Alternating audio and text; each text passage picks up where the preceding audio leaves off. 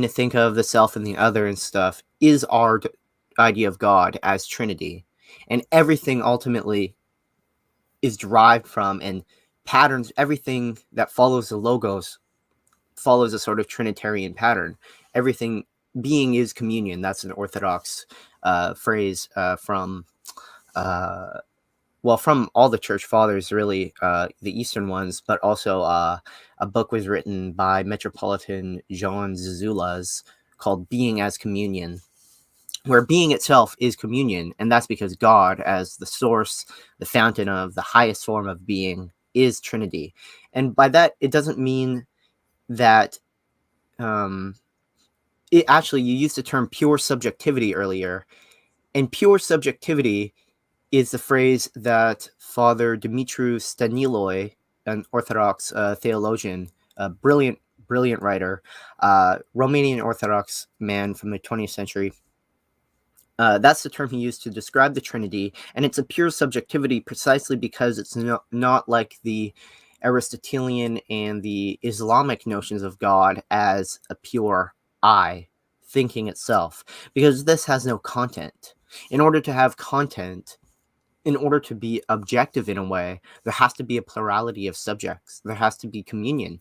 So he even says that you can't even call the Trinity a single I. The Trinity is three I's in one, and it's this very threeness that makes it one. And he understands this in the sense that to be the Father, part of the I-ness of the Father, this constitutes the unity of the Trinity.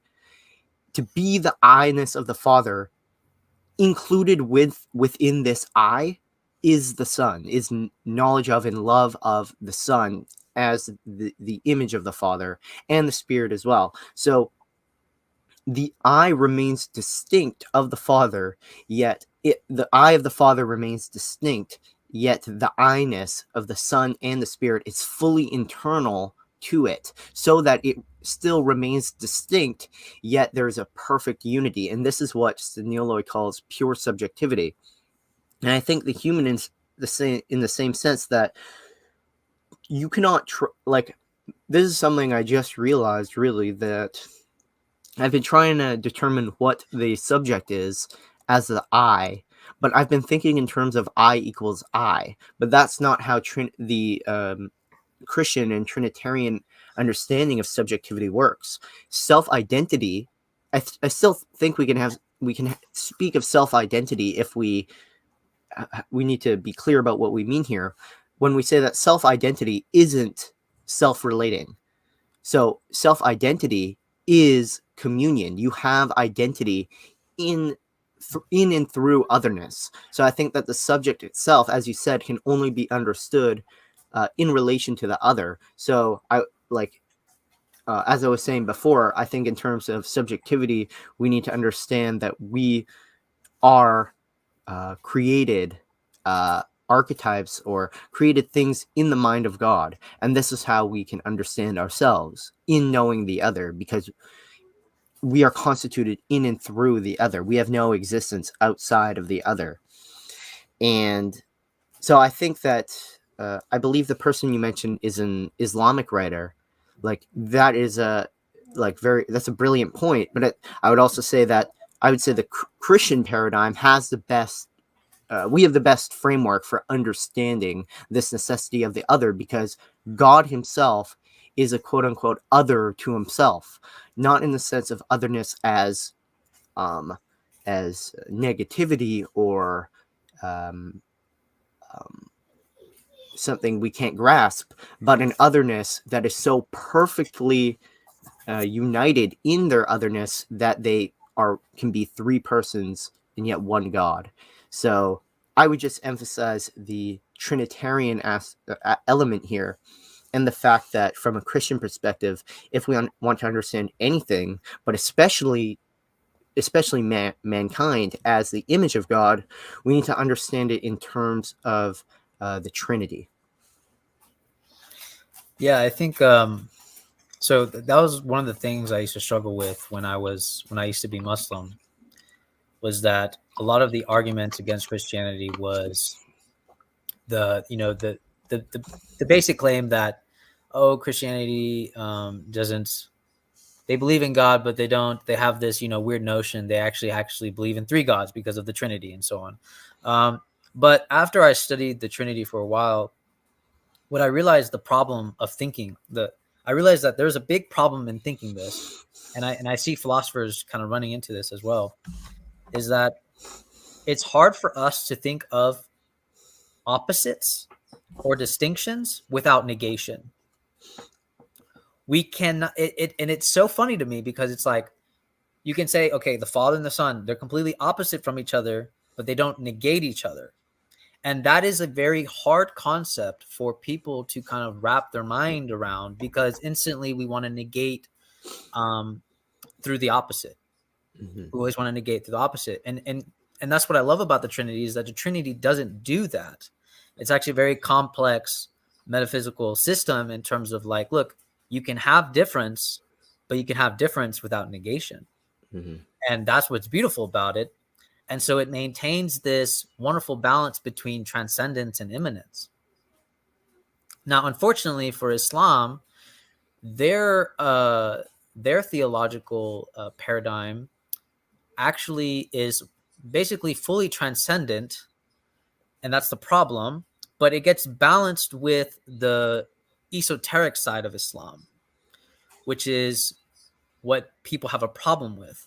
And that's like, in my opinion, when I was reading a little bit of Schuon's works about the transcendent unity of all religions, he made a very good point about Christianity that I didn't realize. And this is why Islam and maybe other religions might have a problem with Christianity, is that actually the way Schuon describes Christianity is that Christianity has a apparent esoteric principle. It's not hidden. It's actually very apparent. It's manifest. When you study all the other religions, Islam, Judaism, they all have these hidden esoteric principles that you'd have to study and learn, which I've been doing because I've been doing like my work on perennialism. But Christianity has this. This is the part where I fell in love, is that the esoteric principle is just manifest. And this is what pisses people off, because now Christianity doesn't have a negative theology. It's already included in it. And that's why you don't need like a separate category. Like for Islam, there's Sufism, and, for Judaism, there's the Kabbalah and all this other stuff, right? But for Christianity, it's already included. It's manifest. You just have to say, like the Jesus prayer, and like keep that routine, and do the sacraments, and it's already included. So that's one point that I'd like to make, because I noticed that a lot of people have a problem with, like, Islam. This is the part that I think I wish people knew more, and Muslims themselves, is that there's going to be a problem if you have a fully transcendent God. And I think that actually leads to a type of extremism. And this is why I study Ibn Arabi, because Ibn Arabi makes it very clear with his kind of like some of like heretical views that most Muslims would actually reject what Ibn Arabi is saying, believe it or not, because his interpretation of Noah, Trey, is crazy.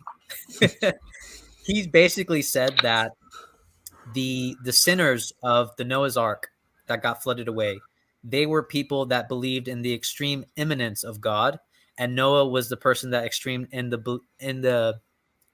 he believed in the extreme transcendence of God. So he was saying that actually none of them were right or wrong. It's just that if Noah had only basically said his message to the people where he was holding both the transcendent and the immanent. And I found that a very interesting point of this holding of the transcendence and the immanence. I don't know if you want to make a comment. Yeah, that's interesting. I've never heard that interpretation of Noah before, but I feel like that's kind of a conclusion you would come to if you can't really think transcendence and immanence at this simultaneously, or like through each other. Like it's like that's not that the Trinity is 1 and 3. It is 1 in 3. The unity is made. You can only have the unity because of the distinction. And I was going to make a point. Just lost my train of thought. Yeah, about that was such a good point you made about the esotericism. And like one thing that you can say to someone who is more interested in the esoteric side of stuff, it's not that there isn't something deeper in Christianity that you can keep going down and down and down to more and more levels of depth. And that's because this actually sort of relates to an Orthodox understanding. And this is one of the main reasons why theologically I chose Orthodoxy over Catholicism, is that in Catholicism there's a beatific vision, from my understanding, where you behold the essence of God. But for Christianity, we never ever will behold the essence of God. We will commune with his energies in an ever-deepening state of what Maximus the Confessor and St. Gregory, I believe, the theologian, calls an ever-moving rest or perpetual progress. We're perpetually getting deeper into the life of God for infinity, precisely because God's essence is beyond all understanding and grasping, so we'll always have more and more to enter into. And the point though is that even the most simple form of Christianity, like just the Nicene Creed, you can be a Christian and only understand the most basic doctrines of Christianity.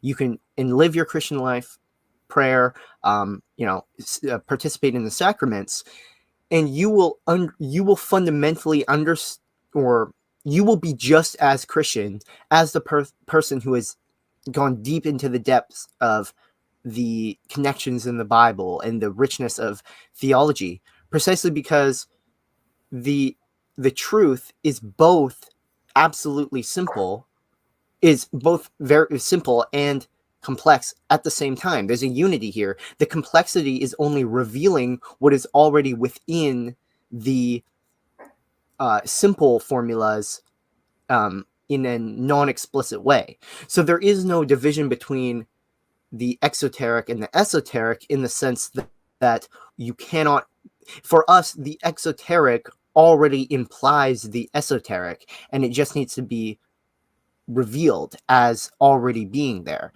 So the infinite depths of Christ is present in the sacrament of the Eucharist, and we will never understand the depth of this sacrament and what actually is there. But when we say this is the body of Christ, that is fundamentally correct. You're 100%. You have fully understood what that is. That it is the body of Christ, just in those simple words. So yeah, I just wanted to point out that this idea of, in Christianity, that there's not an esoteric and exoteric divide, it doesn't mean that there isn't unknown mysteries to be found in the Christian faith, and that there isn't a deep, richness to be discovered. It's just that this richness is already within the core tenets of the faith, and it's not like some secret knowledge that the average person doesn't already have, because ultimately what all you're discovering when you go deeper and deeper, all you're discovering is more things about the Trinity. But if you already have the Trinity, you already have everything you're going to need.